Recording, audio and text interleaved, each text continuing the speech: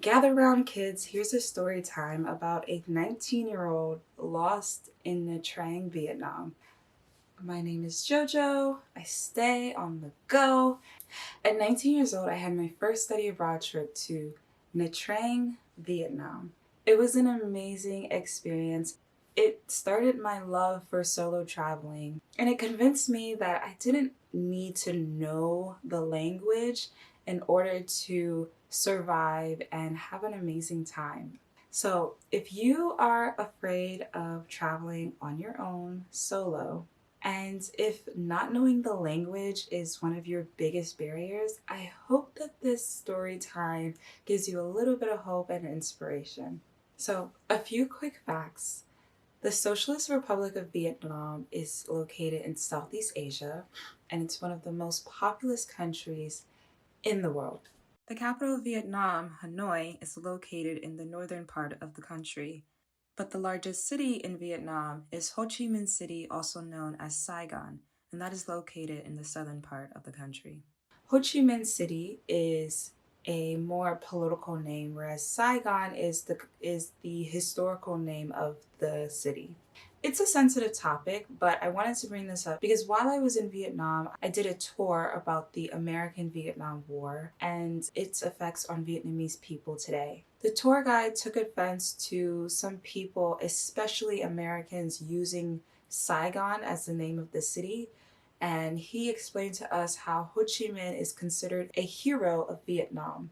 My tip is that when you are in political spaces, government offices, museums, or a tour of the American Vietnam War, please just use the name Ho Chi Minh City. That is what it's called officially. I know that a lot of locals still use the name Saigon, and most people are not going to be offended. There's Ho Chi Minh and then there's Hanoi, and sort of not directly in the middle, still more in the southern part, there's this amazing beach town called Nha Trang.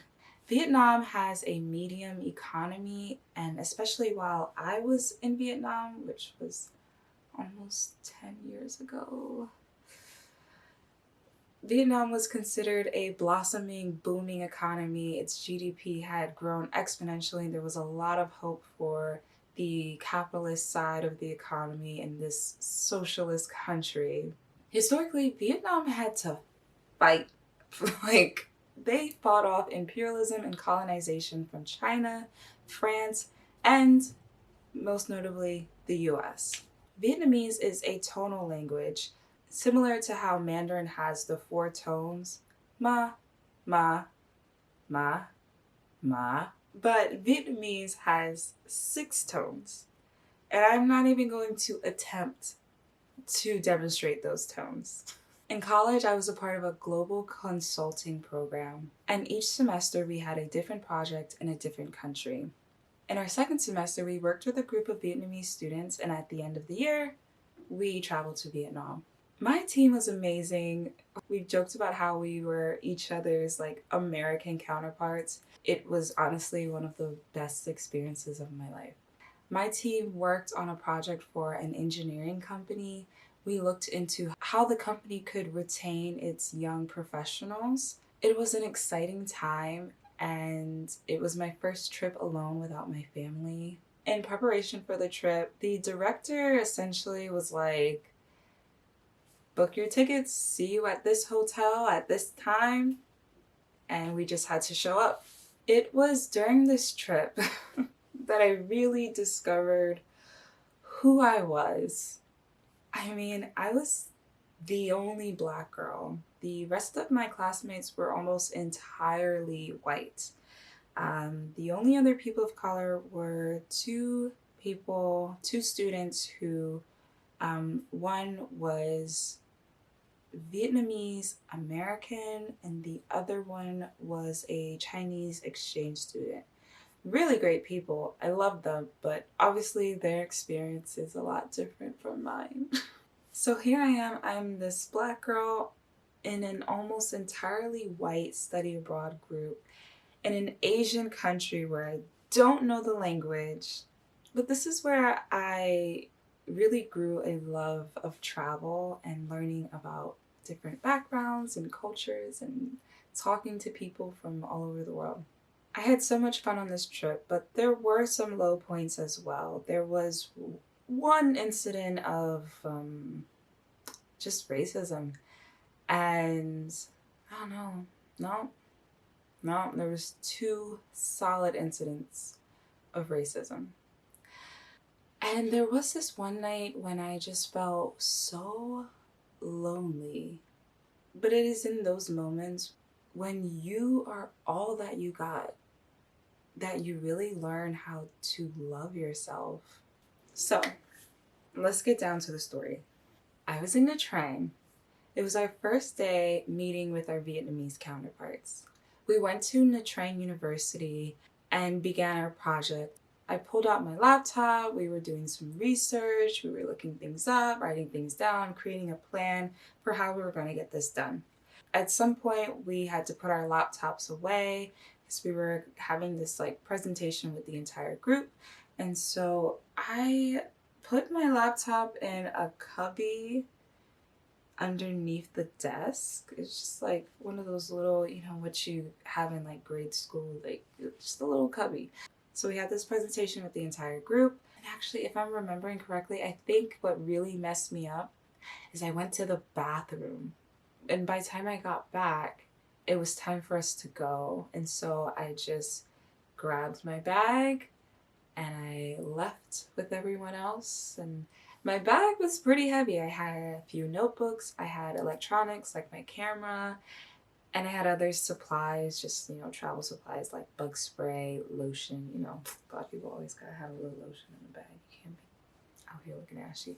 So my group got into a taxi and we went back to our hotel.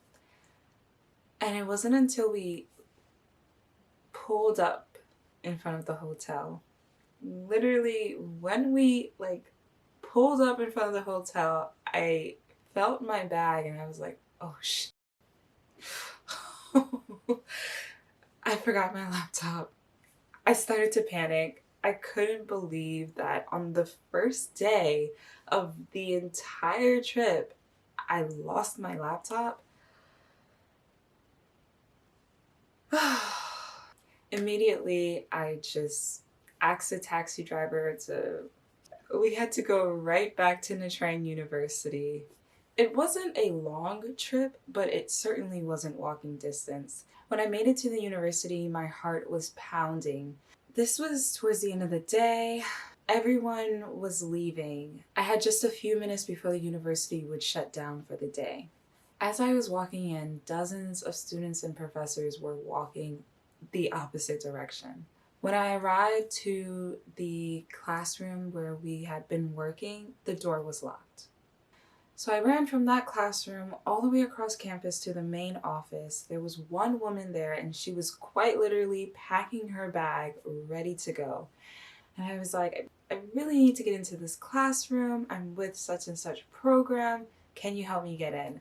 So she calls a janitor and she says, the janitor will meet you in front of the classroom. Now, if you've ever been to Vietnam or Southeast Asia in general, this was May. So you know how hot it is.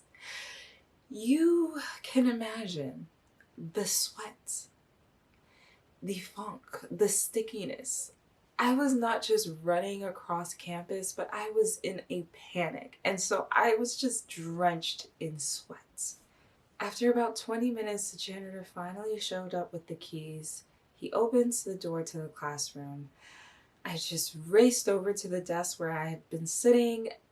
I look inside the cubby and boom, my laptop was in there. Thank God. I am in the clear. I say thank you to the janitor. Thank you, come on. I took my laptop, I walked out of the university, and I thought everything was over there. I was just gonna go right back.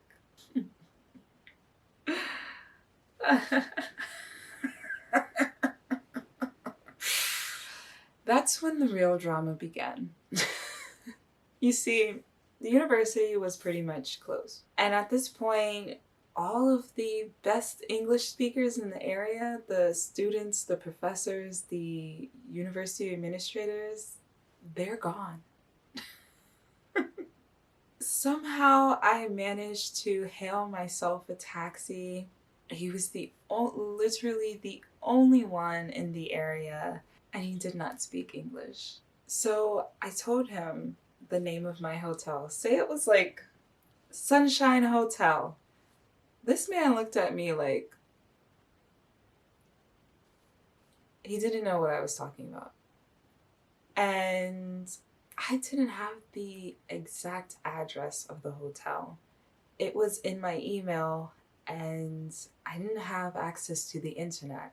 It's so funny because, at least at that time, Vietnam was full of free, high-speed Wi-Fi, and yet at Nha Trang University, at that time, there was none.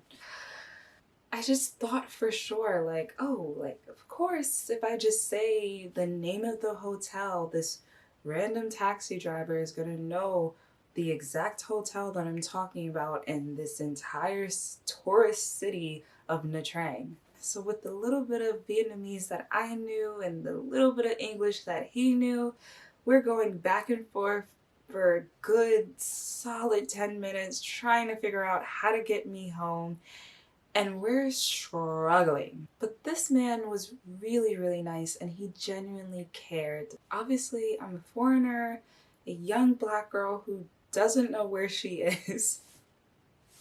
So he calls over a woman who was working at a nearby business, and she knows probably 10% more English.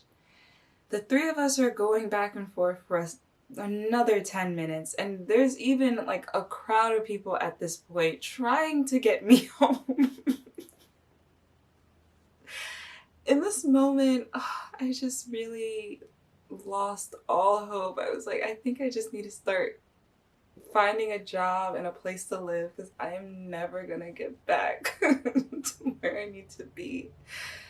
I was like, my family was right. Why did I fly my black ass all the way over to Vietnam and I don't even know the language? This is why black people don't be traveling out here like this.